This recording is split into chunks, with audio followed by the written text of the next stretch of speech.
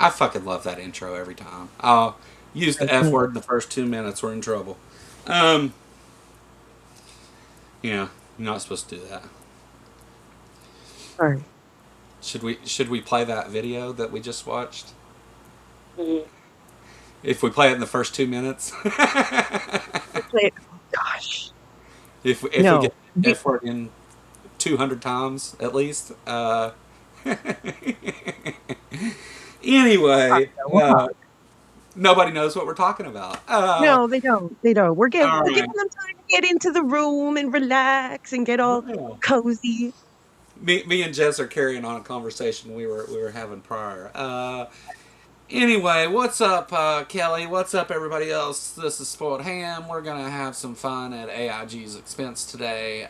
We cover Ken Ham normally, but Ken Ham covered this topic and then obviously instructed AIG to do it as well. That's why we're watching just an AIG video. Dr. Terry Mortensen, I think is his name. Um, What is he a doctor of? I forget. Uh, Oh, I'm sure not anything he's going to talk about. no, I That's kind of their style. But maybe I don't know. I'm guessing because of the content, it's some kind of theology thing, but we'll see. I forget. It wasn't important. Uh, I looked him up yesterday because I thought for some reason I was thinking that we were looking at Snelling. I thought it was Andrew Snelling at first, and I just because he does kind of look like him a little bit. But let me see, Doctor Mortensen answers in Genesis. I'm always very curious about their credentials when they speak on topics that most people with their credentials wouldn't speak outside of. Yeah, yeah. So yeah, this is yeah. He's not talking about anything he has a degree in. So Dr. Terry Mortensen, international speaker and author of The Great Turning Point. Sorry. Uh, this is from AIG. His bio is posted on their website if you want to see it. Answers in Genesis for those that are lost. Um, Dr. Terry Mortensen earned MDiv, Masters in Divinity, I guess. Right, Uh, yeah. from from Trinity Evangelical Divinity School and a PhD in History of Geology from Coventry University in England. Since the late 70s, he's lectured on creation evolution controversy in 37 countries. Before joining Answers in Genesis as a speaker, writer, and researcher in 2001, he served for 26 years in university ministry in the U.S. and Eastern Europe with Campus Crusade for Christ. He has written many popular and scholarly articles, authored The Great Turning Point based on his PhD, I guess that was his dissertation, and has What is edited and contributed to 14 author book Coming to Grips with Genesis, Biblical Authority, The Age of the Earth, and to the 16 author book Searching for Adam, Genesis and the Truth About Man's Origin. He is married to Margie. They have 8 children, 23 grandchildren, one of which is already in heaven. Wow.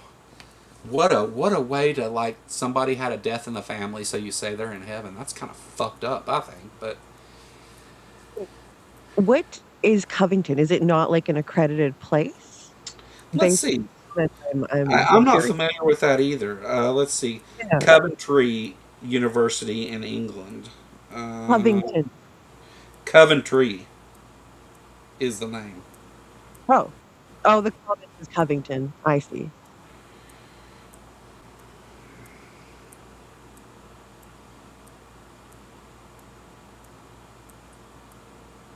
It's a research university.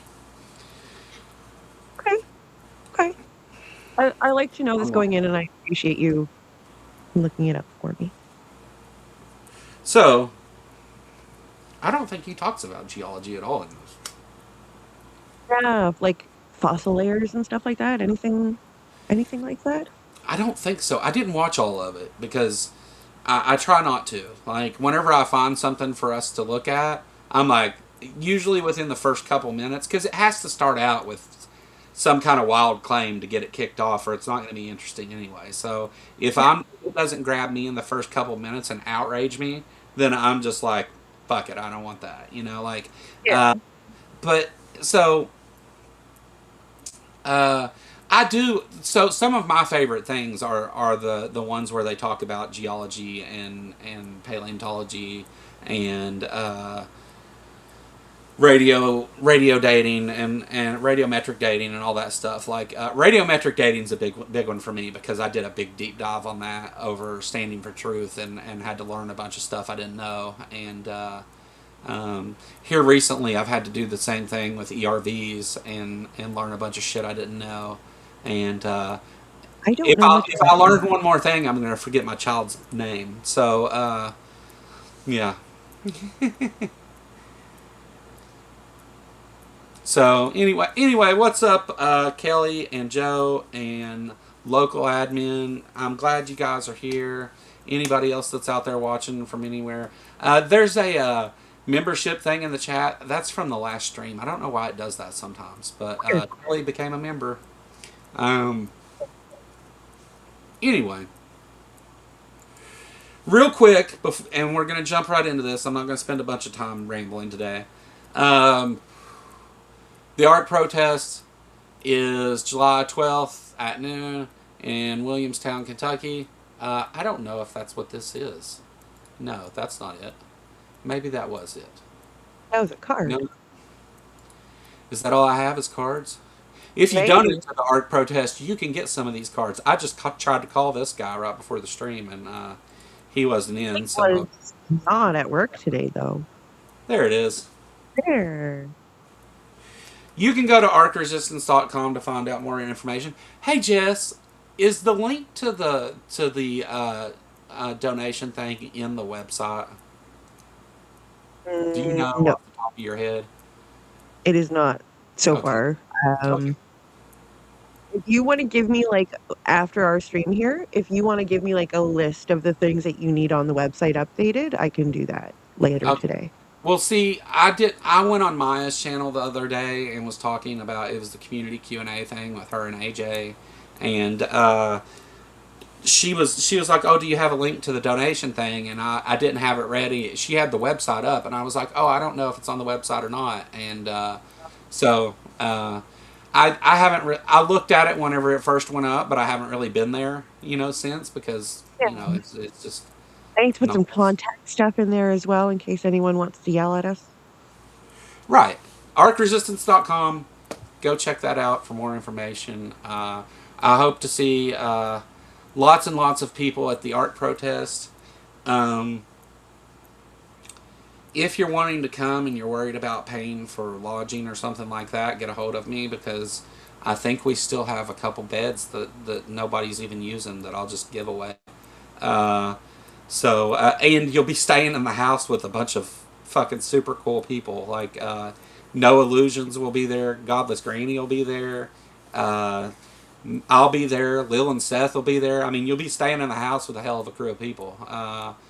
Yeah. So yeah, we've got a couple of open spots left there that you know um, aren't promised to anybody. So if you want to come and that's the thing that's holding you up, let me know. Um, I have tagged Jess in the title of this video, so go over and subscribe to Jess's channel if you're watching here. If you're over at Jess's channel, watch. You can come over here and subscribe. That would be cool. Jess, congratulations on hitting 1,000 subscribers here recently. I'm 1,103 now. Oh wow, that's even more like it's growing fast, huh? Yeah, we're doing Did, good. did you have a video that took off or something? A lot of people seem to be really upset about my evolution of creationism video, Yeah. because when I post other videos, I get more comments on that one instead of the new video that I So made. So so for the longest time, like whenever I first had a like that Kenneth Copeland video that got like 20,000 views, every time I would post a new video, that one would get another bump. for months. I ended up getting like 300 subscribers off one video. Oh, wow. And then I got like 60 subscribers whenever Matt Dillahunty came on, because he dropped it on his stuff that he would be here, and one of the most regretful conversations was the one with Matt Dillahunty on this channel. I was happy to have him here, and maybe because it was like that was the first really big guest that I had, and maybe I Hmm. was a little starstruck or something, I guess. But the uh, the substance of it wasn't great. It just there was more important things I should have poked at, but I should have pissed him off. Actually, that would have been fun. Have him yell at me. Um, I'm kidding. Uh, I love what Matt does. I've been critical of the line and all that stuff, but I love what they do over there. Actually, I just Mostly do. He yeah. he called out the screeners the other day, and I was like, "Oh my God, Matt, stop!" You know what? It's not actually the line that I criticize. The line obviously is doing good. I mean, they're getting viewers. They get people to call in. They're having the conversations, kind of, when it's not Matt there. Um, the Matt is just Matt wants to shut down every conversation, like, um, but I don't think he's doing a bad thing. It's just his style. When you call in to talk to him, you know what he's going to do. He's consistent. But it's not the line. It's that everybody else thinks they have to copy the line. Like, that's the thing that I bothers me. get that. Yeah, Yeah. yeah. Like, we can Everyone do wants to more than follow. have adversarial interactions with Christians over the phone. Like, uh, now I do like that they expanded that format to make Tassus. I think that's the best show on the line, honestly. But I really, really like that show. I haven't watched it in a while. I haven't watched anything in a while. Anyway, let's get on with the thing, because we're only going to go for an hour today, and we're burning daylight, bitches. Uh, do you know the term burning daylight, Jess? No? It means we're wasting time.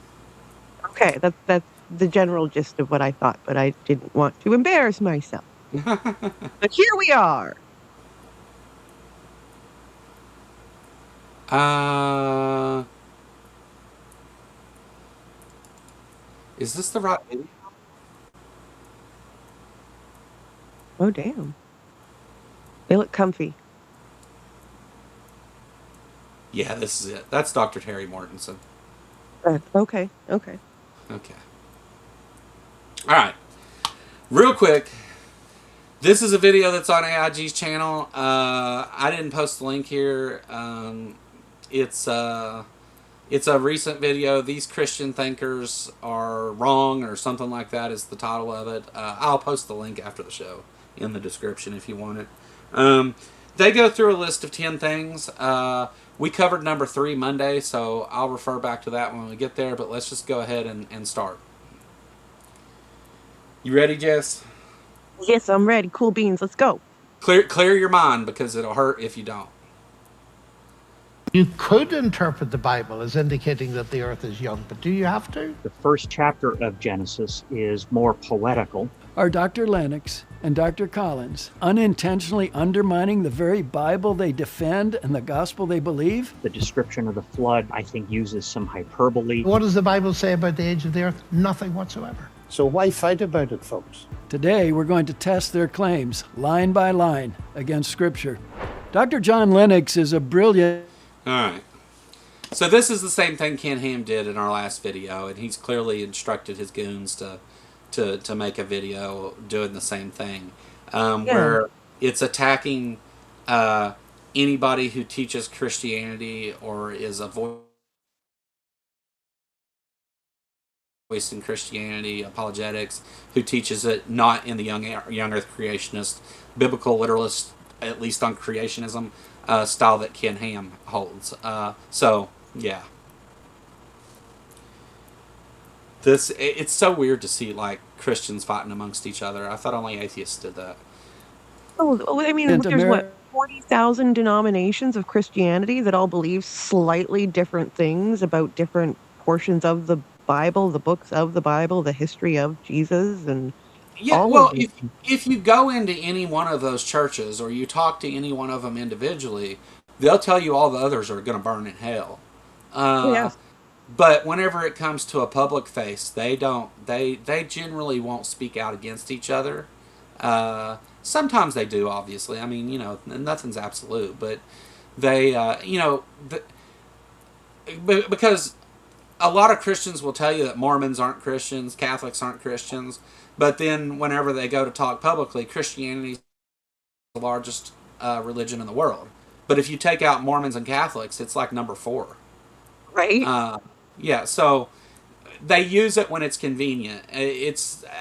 I think it's irregular anyway to see them speaking out against another God belief. Yeah.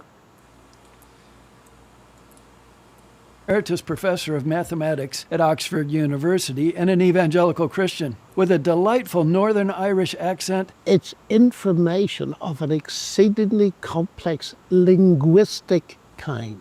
He's an internationally renowned speaker and author of several books dealing with the interface between science, philosophy, and Christianity. He's also president of the Oxford Center for Christian Apologetics. In a recent 1-minute video clip, Dr. Lennox contends that the Bible is silent about the age of the creation. So, he insists, Christians should lovingly agree to disagree. In his many lectures, books, debates, and interviews, he has made it clear that although he does not believe in neo-Darwinian biological evolution, he does accept what evolutionary cosmologists and geologists say about the billions of years of cosmic and Earth history. And by his writings and lectures, and by this video clip, Dr. Len... You know what? I think it would be even more difficult to be an old Earth creationist than deny evolution. I remember, like, in class learning the difference between, like, what my parents believed, which was the young Earth creationism and the old Earth creationism. Yeah. It didn't really make sense to me because I hadn't really been taught what evolution was. So why would there be an old Earth? So it's interesting to see the infighting, like you had talked about. So here's my kind of argument here, and I think that so this is the way that I approach the evolution conversation with evolutionists or with creationists now, and I've been on this big thing for a while here where I'm pointing out that people don't really mean the things that they say. They don't hold the values that they say they do. They don't hold the beliefs that they say they do. They don't think the things that they think they do, which is weird. But so whenever they argue about evolution, they are forced to accept a microevolution, right? So when they accept microevolution, the problem is no longer that they don't accept evolution, because that is evolution. The problem is that they don't accept deep time. Yeah. And deep time is one of the pillars of evolution. It's one of the main principles of evolution. Along with what? Oh boy. It doesn't matter for this. I know those, and I just can't. I'm stuck on the one where the genes wander. Anyway, where the genes wander. That's going to be my book. So it's such a good title. It's time that they have a problem with. So if you're an old Earth creationist who denies evolution, I wonder if he can't deny microevolution too, because it said on there about biology and stuff. He just believes in billions of years. I don't know how then you don't accept that one thing changes with every population, and then eventually it's no longer the same thing it was where you started. It's changed so many times. So I don't know how you don't accept that. If you accept microevolution, you accept evolution, and the rest of those things you're saying are just ignorance. Yeah. Yeah, but they're forced to accept microevolution and then make this contradictory argument to it, which is incredibly stupid. So that's kind of the way I approach that now. I no longer try to teach them science or explain things to them. I just attempt to make them look stupid. Um, the So it's got to be tough being an old Earth creationist and denying evolution, because I don't know. With the young Earth creationists, they get away with it because, well, everything had to happen after the flood, so all the animals diversified after they got off the boat in some kind of hyper microevolution. Yeah. And so they support evolution completely. They just have to change it around to fit it within 6,000 years. Therefore, their stated problem that they don't think that things change into other things isn't true at all. It's a problem with time. Yeah. So that's see, I make different arguments. I don't use the same ones that other people do. And it whenever I talk to apologists, like whenever I talk with Adam from Truth Over Tea, like he didn't know what to do with me, and Ray Comfort won't either, because it's they don't know how to handle it whenever like it's a whole new thing they haven't heard, and I'm right. So yeah, there's that. Being right helps. It does. Yeah. All right. I'll quit tooting my own horn. Let's go. Yeah.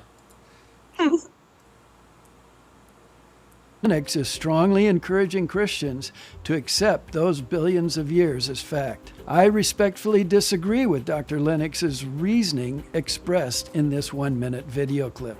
You can believe that the Bible says the earth doesn't move. You can believe it, but you don't have to.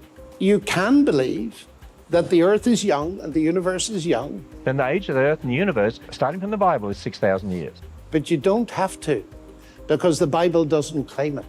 In the beginning, God created the sky. Isn't this a semantics thing? Like, Yeah. I mean, Yeah. like It's semantics.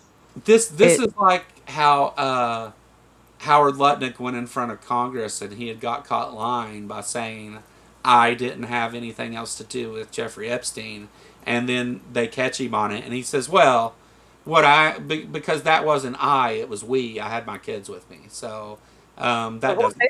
Yeah. He actually used that argument to say he didn't lie. Like, so here, Ken Ham, as big of a dipshit as he is, I mean, using the genealogy in the Bible, I mean, he comes up with a reasonable conclusion from that, but it's his precept that anything the Bible says has to be true that makes him wrong, right? So I don't disagree with Ken Ham's interpretation of the Bible here, but I disagree that we should accept that as any kind of fact or history. Like that's so. Whenever we look at this, and because it's a difficult position when two Christians are challenging each other on their theology, because I don't agree with either one of them. But I do think that Ken Ham has the better interpretation here. The more literal interpretation, I would say, for sure. The more literal interpretation, yeah, of course.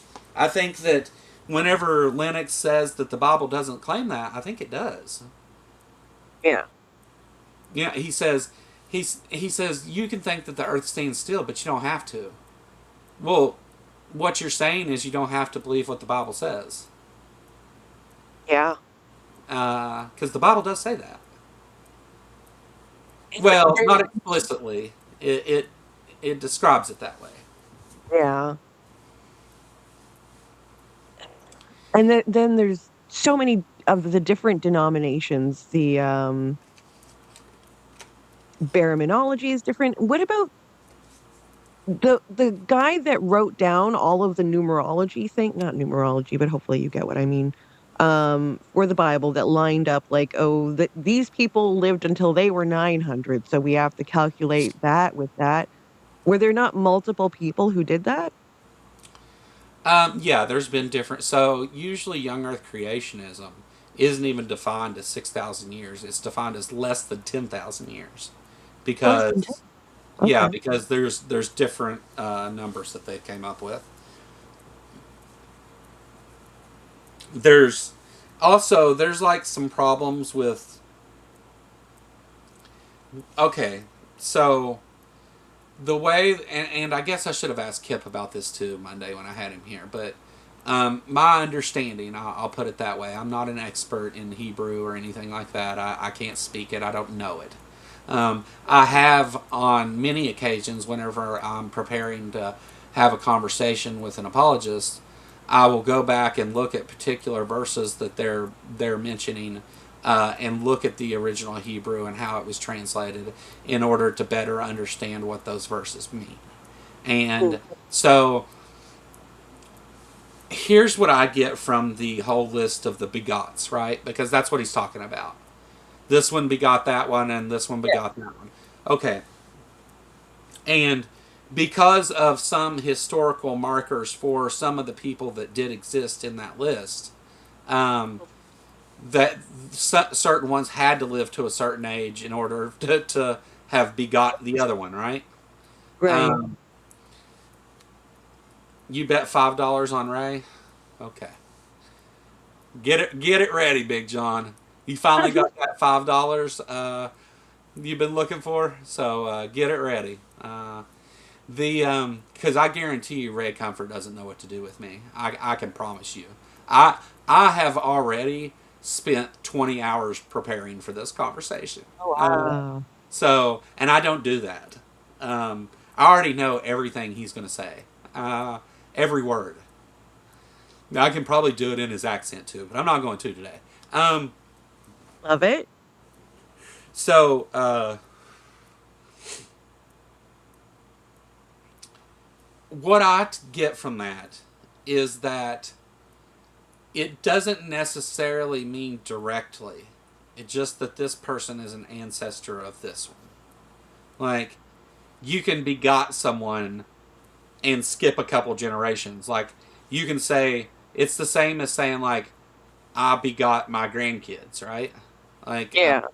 so I think that, but it could be directly, I guess. I mean, to me, it doesn't matter because neither way does it hold true. But the problem is with the presupposition thing is that they have to agree with whatever the Bible says, and it doesn't matter that we know whatever isn't true. And there's, because like we can show the age of the earth in several different ways now. Like, I mean, there's multiple ways to show the age of the earth. And they have to dismiss that. And so it's all just like, this is how we're going to deal with that. Like, it's all top down. Like, here's this problem. How can we work the Bible into history? How can we work it into science? How can we make it agree with these things? And this is one of those things they just have to straight disagree on. And so they say the earth is 6,000 years old, which then forces the rest of their argument, which again goes back to their problem is with time, not anything else. Yeah. Well, even Hovind is like, oh, time, the magical thing that makes it all okay. Yeah, Yeah. he has said in the past, so now he says evolution or science is a religion. He used to say time is your God and your religion. Yeah. So yeah. Yeah, their problem is with time. Because with believing microevolution even, because that's the biggest bitch with all these people. Time fixes their problem. They can't have that and the Bible be literally true, which, I mean, should tell you something about the Bible whenever everything we know in science refutes it. Like, Yeah. it's That's not like, man's word. It's man's word, Joe. yeah, Not yeah, God. yeah, yeah. God was wrong if that's the case, and that's, God was objectively, demonstrably wrong, like multiple times. So that interferes with their definition of God then. So it's a whole other problem. But all right. Guys in the land. And then you have a sequence of days. In the Hebrew language, the first statement in the beginning were the heavens and the earth was this and that, is made in one Hebrew past tense. The tense changes to another past tense for the description of the days. Now, what does that mean? Well, Professor Jack Collins, who was a scientist and is now the chief translator for the English Standard Version of the Bible. All right. So before he gets into this, and this is in my conversation that I had with Kip on Monday. That's on my channel. Go watch it. It's a really great talk. So one of the things that we discussed was that when the Bible says these days, there's people that interpret it as there can be large gaps of time between these days. They are literal days, but it doesn't say that they're one after another. Yeah, I remember that. Yeah. So here is the argument that destroys that position. AIG kind of gets it right here. And AIG gets it right multiple times in this video as far as what the Bible actually says. What did God do on the seventh day, Jess? Well, I don't freaking remember. It has been a very long. Did he rest? Is Yes. that why we? Yes. Okay, so he was just lazy on Sunday. Is that? Yeah. So God rests on the seventh day, which tells you that these things happened in consecutive events, right? Why would he be resting? Why does the seventh day recognized as rest if these things didn't all happen at the same time? Also, if he was whenever God comes and separates the void and the waters of the deep from the heavens, it talks about him doing that, and then there was night, and then there was morning. It shows that the next day happens in the same passage. It's so there's going to be this argument about Hebrew language that applies to the tense of verbs in Hebrew. And I saw they mentioned Elohim there. That's something bigger in Mormonism. Usually. Yeah. I'm going to point out, because you're going to hear a lot of talk here about Hebrew language. It doesn't matter, okay? All of this that John Lennox says about Hebrew language, it doesn't matter. And Dr. Terry Mortensen here, is going to point that out too. And he's right. Because Lennox is wrong about this. Just flat wrong. Again, watch my video with Dr. Kip. We cover all that. It was on Monday. It's the last video before this one on my channel.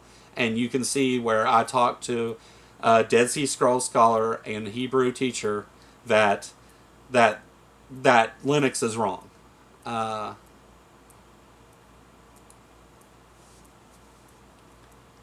Says, I quote, "It means that the first statement occurs at an indefinite period before the second." What does the Bible say about the age of the universe and the earth? Absolutely nothing. So why fight about it, folks? Well, I certainly don't want to fight about this, but I do want to make 8 brief points in response to Dr. Lennox.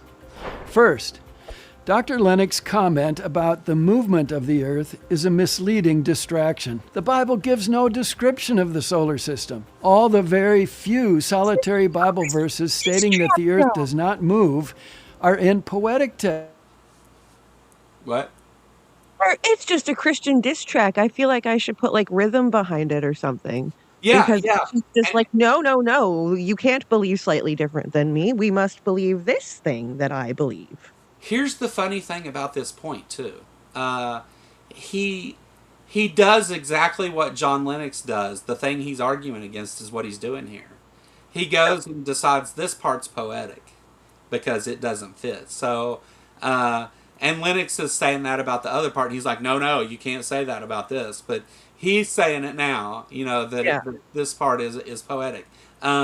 Kip Davis says that this is not poetic. that they wrote these things because it's what they believed was true about the earth, because they were ignorant. They didn't have the information. Not ignorant in a derogatory way. Ignorant, they didn't know. Maybe I need to stop using that word, because I always have to end up saying that.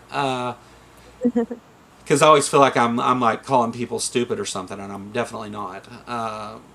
These are smart people. They just say stupid things. X, where there is much figurative language, which should not be taken literally. But I thought you were a biblical literalist.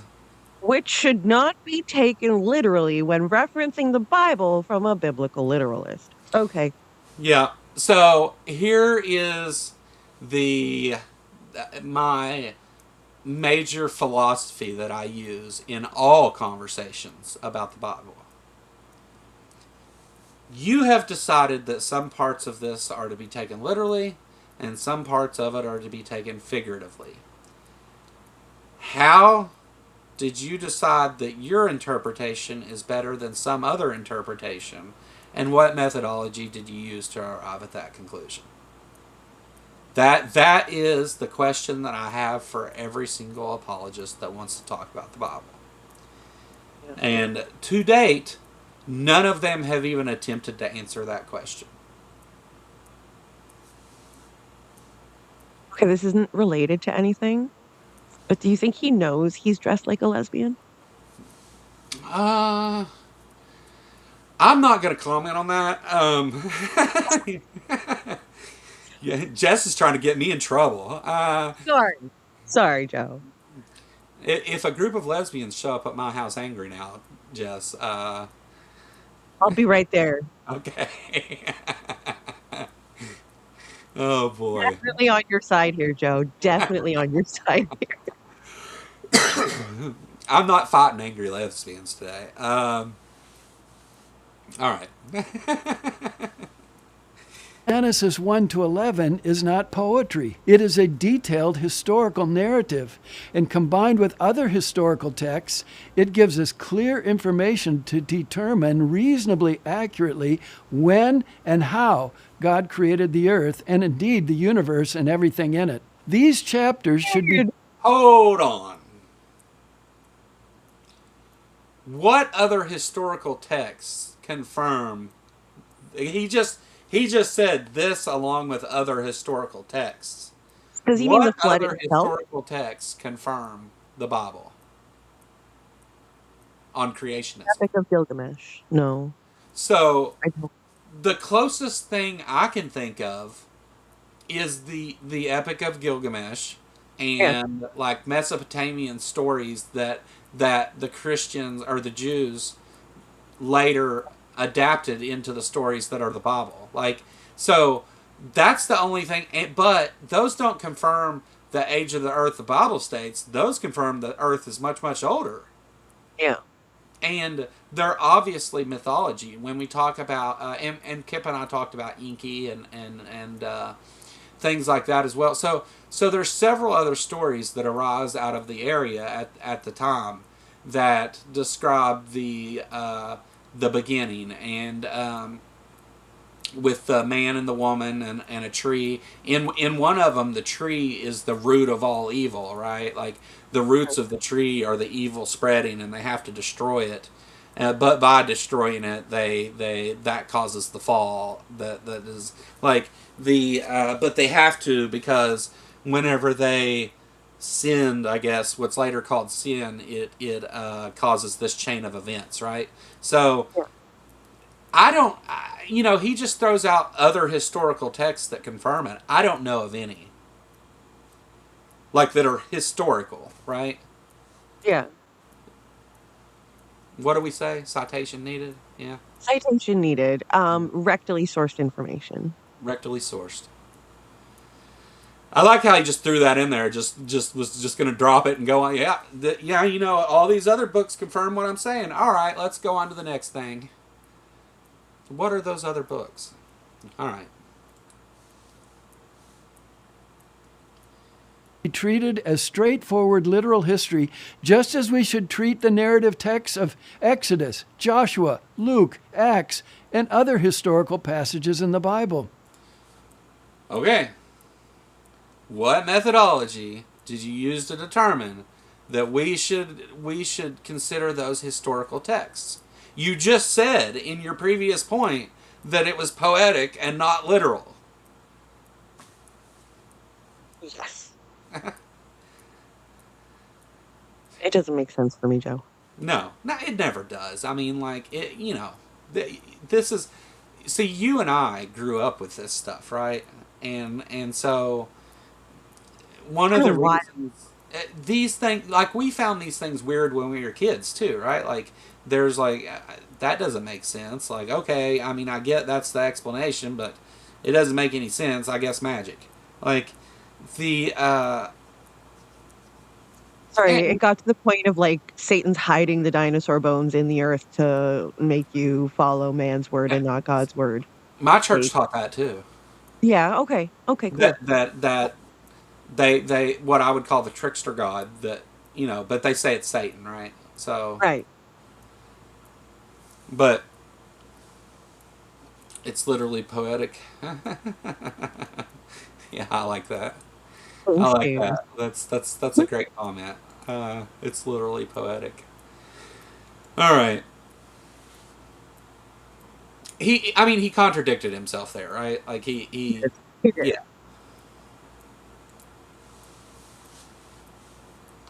So Dr. Lennox is comparing apples to alligators when linking the question of the Earth's movement with the question of the Earth's age. He is thereby misleading his listeners. My second objection: the Bible clearly teaches that the creation is about 6,000 years old.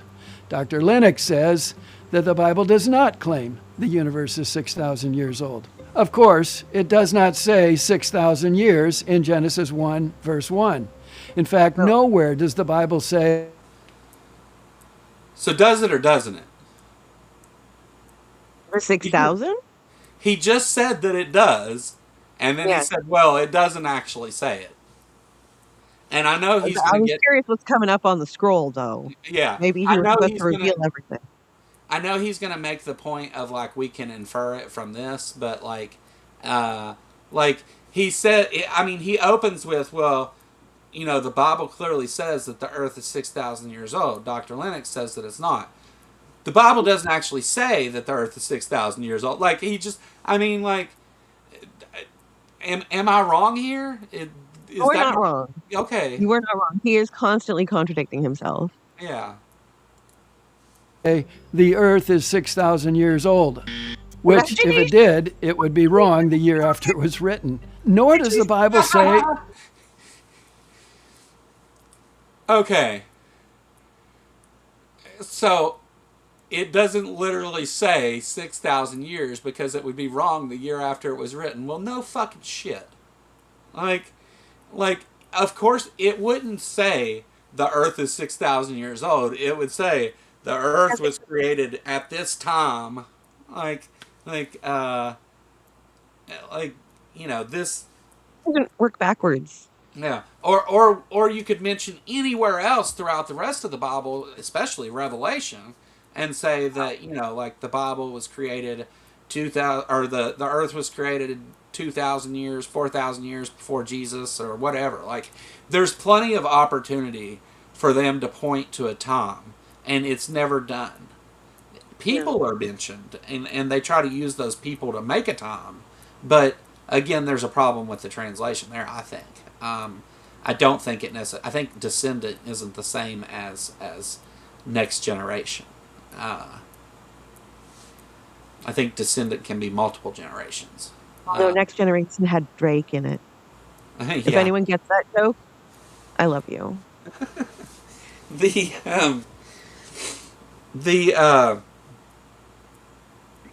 I mean, look, I don't think that given, like, the interpretation, the biblical literalist interpretation of the genealogy in the Bible, I don't think that they're wrong for then coming to the conclusion of 6,000 years. I think that is a reasonable conclusion, based on the presupposition that they're putting there. I mean, it's wrong.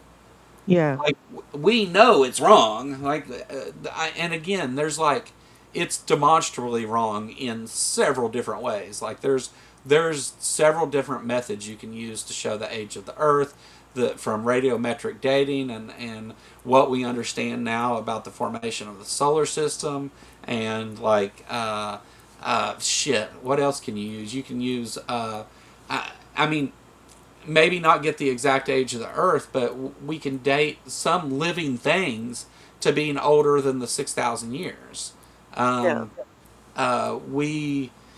We have a good idea of the mechanics and stuff that go into planet formation, and we have lots of evidence of the violence that occurred within the creation of the solar system as we know it.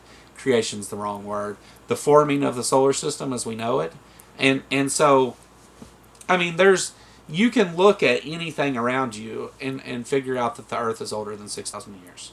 What's up, Big Bad Mama? Been a while. How you doing? Hey. All right. Let's see what's on this scroll finally. Oh, right. There was another scroll, the 6,000 years one. Okay. Yeah. The imaginations one. Yeah. The Earth is young, which is too vague to have any significance. But on the surface, the Bible... Yeah, he's just like, if we put absurd things in it, it would be absurd. Yes. And I would argue... Wait. The absurd people that have a unicorn in their Old Testament? I think it's Old Testament, but there's a unicorn. Yeah. This guy works for a place that has dinosaurs with saddles on them. Do they actually have saddles? Oh, yes. Yes, they do. They have little dinosaurs with saddles on their back. Can I ride the dinosaurs with saddles on their backs? I mean, you might be able to, but I don't know that you're allowed to.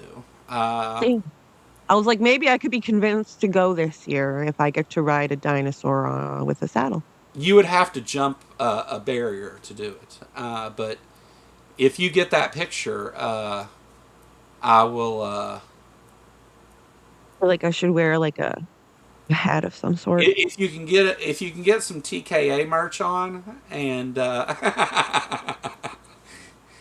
if you can get the Kentucky Atheist shirt and do it, that would be great. I will pay you. Yeah, I bet you would. I will bail you out of jail. You don't want to go to a Kentucky jail in a small town. They wouldn't send me to jail. They'd put me in an ICE facility. Well, no, you'd go to jail first. Oh, jail first. Okay. Yeah, because we don't have any of those. They would hold you in jail and then transport you there. Yeah. Maybe don't do that. Oh yeah, maybe not. I can't bail you out of that. Yeah. I guess I'll have to do it myself this year. I'll be there.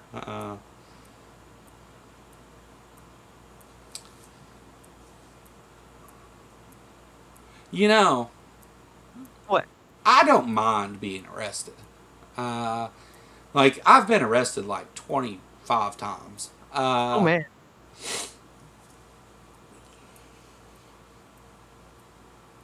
I don't want to pay to go into it to do it, though, is the thing.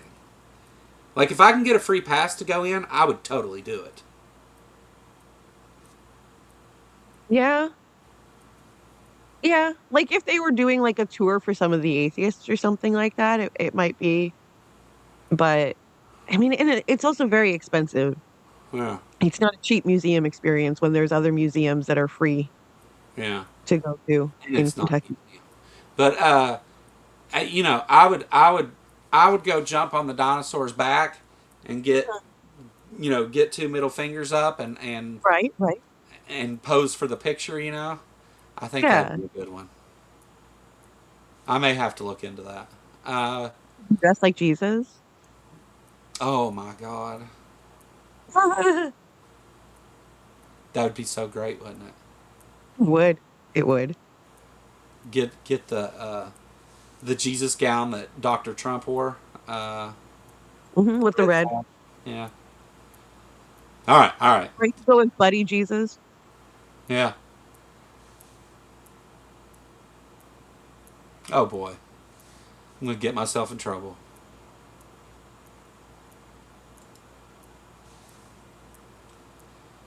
Certainly does appear to give us the information we need to calculate the approximate age of the creation. If God didn't want us to know when he created the world, why did he put so much chronological information in the Bible?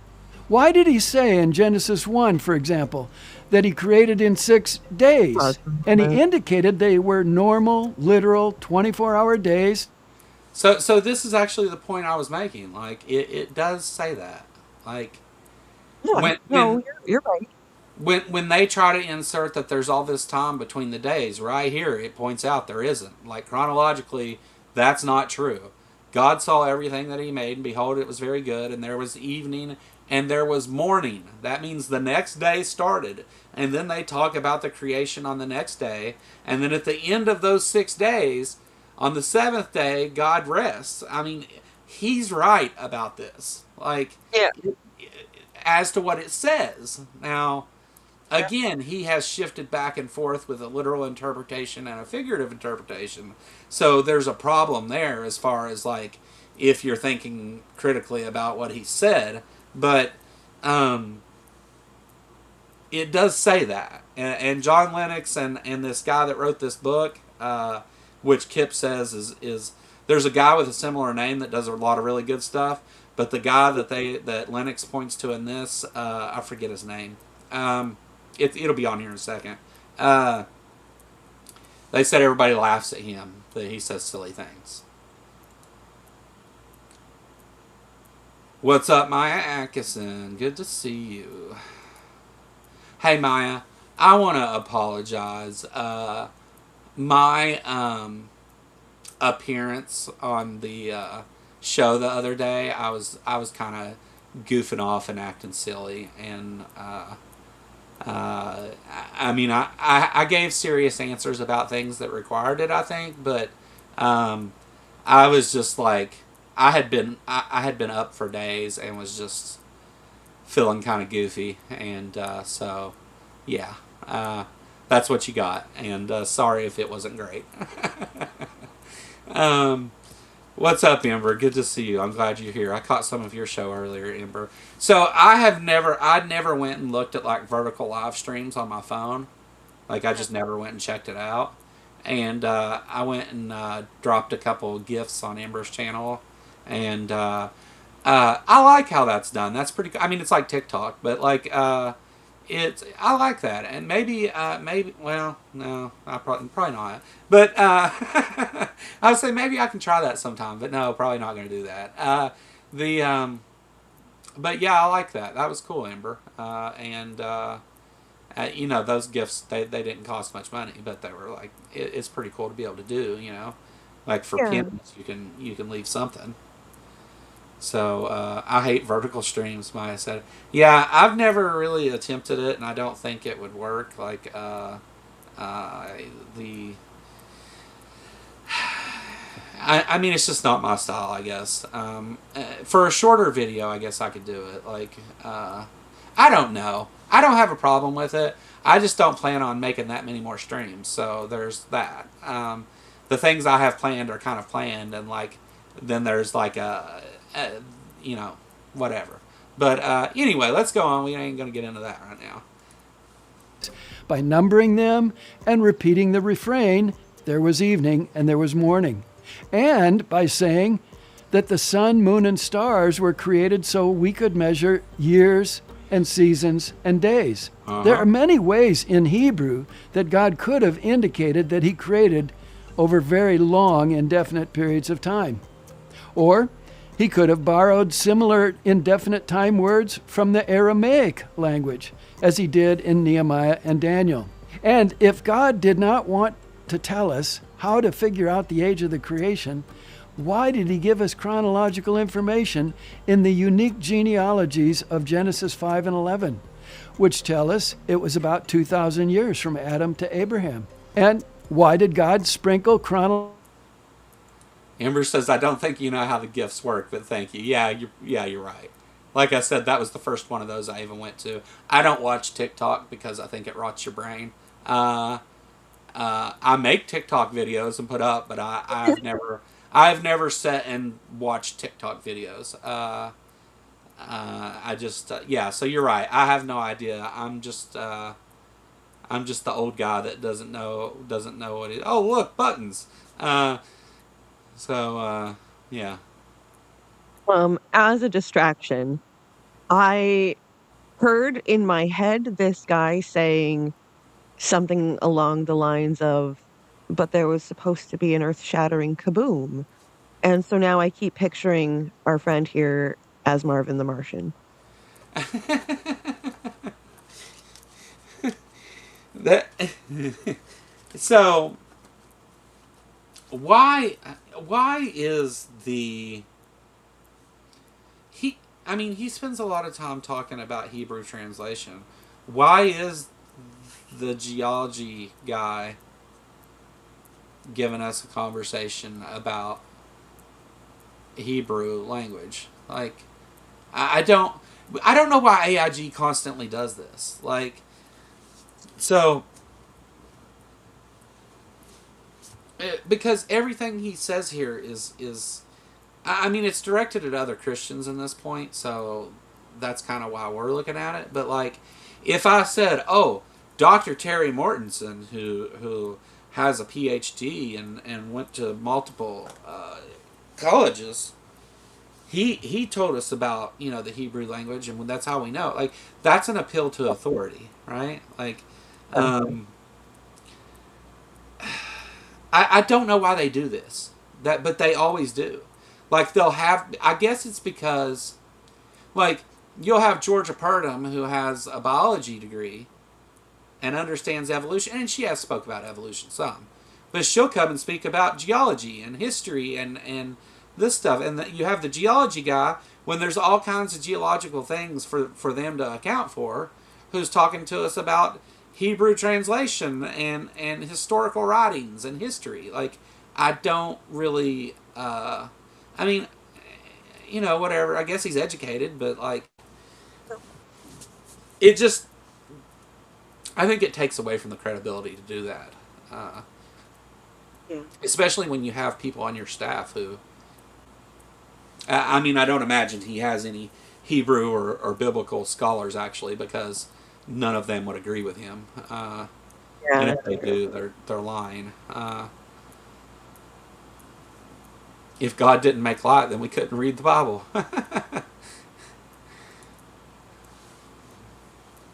When was paper Biological invented? markers. Huh? I said, when was paper invented? Like the Egyptians, and they used like papyrus and stuff like that.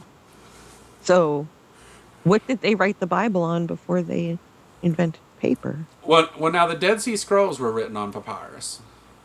Okay. Papyrus scrolls. And they have like, so as far as the Bible is concerned, and again, not an expert, this is just my understanding of the things that I've studied and stuff. So, I mean, definitely go look into what I'm saying. But my understanding is that they, of the, what is considered the original text, and they wrote on rocks before that, you know, so like, Right.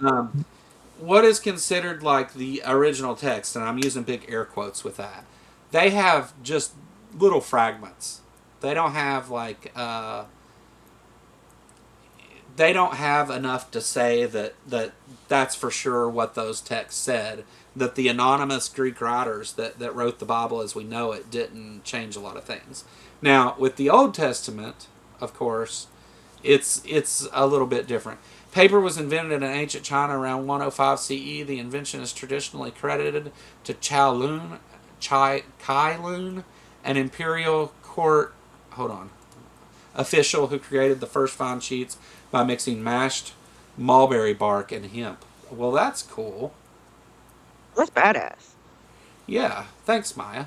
Thank you for that.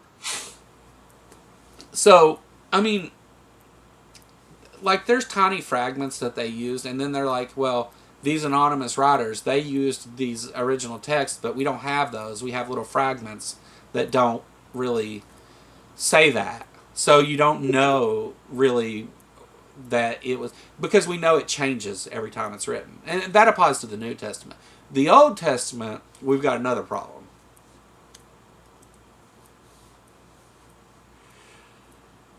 The Old Testament, and most biblical scholars and people who study ancient Hebrew culture and stuff will agree with this. So their form of storytelling was oral tradition, right? Not the fun one. They told these stories and passed them down, and a lot of times the argument will be made, well, storytelling was so important to their culture that they were sure to retell the story the same way. But things like the Epic of Gilgamesh and some of the even, what do you call the things written on stone that came out of Mesopotamia? Oh, like the Rosetta Stone? No. Anyway, we have lots of archaeological artifacts that tell us that those stories did in fact change, and they changed them for their use. And this was common with other religions in the area at the time. What you did is you took a story and then you added things into it and exaggerated it in order to make it a good story, right? Because if storytelling is important to your culture, it's not just getting the story right, it's making the story good. Yeah. Right? Because you want to tell a good story. So throughout the Bible, there are what I'm going to call motifs where they, the New Testament's the easiest one to use for this. The empty tomb, right? One of the most important things to the Christian religion. It is that literary device was used in all kinds of writings at that time, because it wasn't a literal thing. It had a meaning, right? The empty tomb itself was meant to show like supernatural power at work.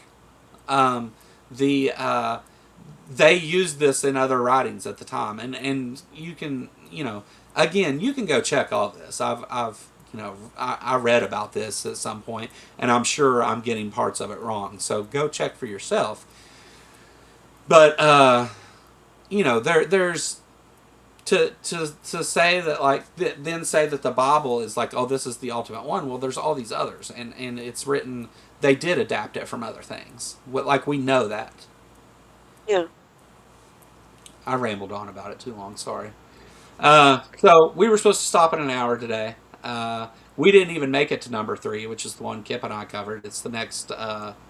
It's the next part of it. It's the next one he goes to here in just a second, actually.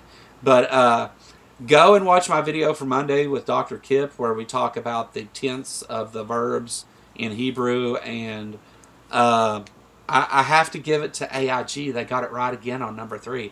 He is right about that. What John Lennox and the guy that wrote the book, the things that they say about katal and why katal verb tenses as it applies to Hebrew, they're wrong. It doesn't make a difference. Like it's in this context, it doesn't matter. Like that's. Dr. Kip explained that Hebrew text doesn't work that way. Like it's done. You view things within a time when you're talking, and then the things within that time are just the words used, and it gets into imperfect and perfect verbs and all that stuff. And Kip explains all that very well, and we have a great conversation about the Bible and all that. Dr. Kip's a great guest. But yeah, for sure, check out that video, and let's pop back over here real quick and we'll wrap this up, Jess. So I know we didn't get very far, but the point's going to stand throughout this. He flip-flops on literal and figurative meanings as necessary for his narrative. And this is that top-down approach where you see the things that science has found, you see, like, you observe the world around you, and then you make excuses for your text whenever it says things that are wrong. I mean, so, Yeah, that's apologetics. Yeah. Dr. Terry Mortensen fails in that aspect because he literally contradicted himself in both of the points he made. I mean, like, said something and then contradicted himself the very next sentence. He bitched about Dr. John Lennox saying that some of these things were poetic and figurative and that sort of thing. And then his very first point, he does the exact same thing with talking about the earth standing still. I mean, the talk about the Bible is fascinating to me, but because there's a cultural impact there, right? Like, the historical writings of the Bible, not speaking to the truth of them or being literal or anything that, but their value as historical texts is huge because it had such an impact on that culture and has since then had an impact on culture. So by understanding the things that were written and what they actually meant and where they came from and all that stuff, you really get a better understanding of what Christianity is. And you can take that and decide to believe it's all true and literally true and all that. I think that's a complete non sequitur conclusion. But I find that fascinating. I really do. Because these stories that they told eventually got written down, and it seems like the act of writing them down ended up having this huge cultural impact across the world and across time. So that part's, I don't know. Some people share that. Some people think the Bible's just a stupid book, which, fair enough. You can have your opinion. I think that's a closed mind view. I'm wrapping up right now. You're fine. Okay. Looks like shit outside. Looks like shit outside. Scary. That's the weather forecast, guys. We had a tornado yesterday. Yeah, see, we live in a valley. We don't really get that. It's not that it's not possible to have a tornado here, but the Ohio River Valley breaks up a lot of the storms and stuff. So if they come from the south at us, we get some bad ones. But generally, our weather comes from the north because of the way the jet stream is. I mean, it moves, and of course we get both because entropy, whatever. But anyhow, we're not going to get into the science of meteorological forecasting. Anyhow, Jess, thanks for doing this. We'll do it again next week. We'll get back to some archaeological stuff next week. I just wanted to tie this in with my talk with Kip on Monday because I was curious whenever I heard what he said. And again, watch our video, but AIG got that one right. Like, they actually were right about something. It doesn't matter because the book is fictional, but like that he was right about the translation stuff. Like, Dr. Lennox was wrong for sure. All right, so go over to Jess's channel and subscribe. Jess, you got anything you want to plug before we get out of here? Just released a new video on the Archean Eon. Definitely go check it out. If the audio sucks, I'm sorry. I'm working on it. There's something between YouTube and my render that is just not working right. But I appreciate everyone. If you go follow me, subscribe, do all the fun things, and we'll have a good time talking about the time. All right. Arc Protest is July 12th at noon. ArcResistance.com is where you can find more information or join my Discord. All of that stuff is linked in the description. And I will add a link to this video in the description as well. You can see Laura in the background there. Oh, hello, guys. But, all right. So, thanks for coming and watching, everybody, and we'll see you tomorrow on Politicality.